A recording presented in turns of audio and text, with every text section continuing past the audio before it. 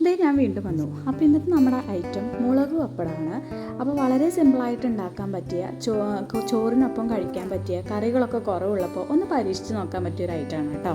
അപ്പോൾ ഇതേ പപ്പടം ചെറുതായി കട്ട് ചെയ്തതിന് ശേഷം വെളിച്ചെണ്ണയിലിട്ട് നല്ല പോലെ ഒന്ന് വറുത്ത് കോരിയെടുക്കുകയാണ്. അപ്പോൾ നമ്മൾ എല്ലാ പപ്പടവും ഇതേപോലെ തന്നെ ഒന്ന് വറുത്ത് കോരി മാറ്റി വെക്കുകയാണ് ചെയ്യുന്നത് കേട്ടോ.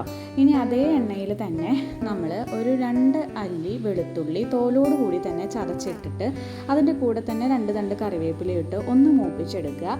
കൂടെ തന്നെ ഒരു 2 ടീസ്പൂൺ ചില്ലി ഫ്ലേക്സ് അല്ലെങ്കിൽ നമ്മുടെ ചതച്ച മുളക് ഇട്ടൊന്ന് മൂപ്പിച്ചതിന് ശേഷം സ്റ്റൗ ഓഫ് ചെയ്യുക. എന്നിട്ട് നമ്മൾ കുറേശ്ശായിട്ട് പപ്പടം വറുത്തത് ചേർത്ത് കൊടുക്കുക.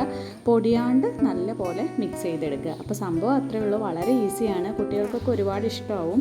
അതേപോലെ തന്നെ കറികളൊക്കെ കുറവുള്ളൊരു ദിവസം ഒരു കൂട്ടിന് ഇത് വളരെ നല്ലതാണ് ചോറിൻ്റെ ഒപ്പം കഴിക്കാൻ. അപ്പോൾ എല്ലാവരും ഒന്ന് ട്രൈ ചെയ്ത് നോക്കുക, അഭിപ്രായം പറയുക, നമ്മുടെ ചാനലൊന്ന് സബ്സ്ക്രൈബ് ചെയ്യുക. താങ്ക്